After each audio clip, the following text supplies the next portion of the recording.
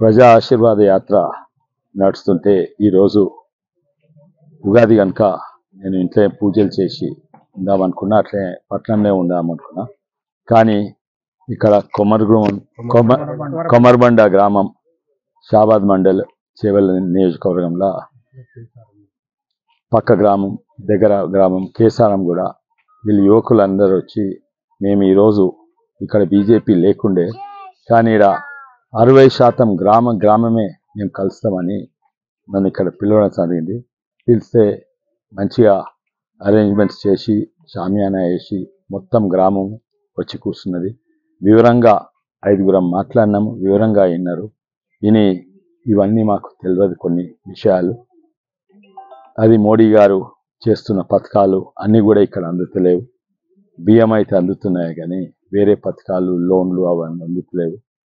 ఇప్పుడు వాళ్లకు నిజంగానే ఆ నిర్ణయం చాలా మంచి నిర్ణయం. ఇది బీజేపీలో జాయిన్ అవుతున్నామని మొత్తం గ్రామం ఉత్సాహంగా ఉన్నది. ఈడ షాబాద్ మండల్ ఎక్కడైతే కొంచెం బలహీనంగా ఉండేదో బీజేపీ, ఇప్పుడు అన్నిట్లో గట్టిగా షాబాద్ మండలే అవుతున్నది. ఈరోజు యువకులు 80 మంది, 80 మంది అంటే మొత్తం 80 మంది జాయిన్ అయ్యారు. కానీ వాళ్ళ వెనుక వాళ్ళ కుటుంబాలు అవన్నీ ఉన్నాయి.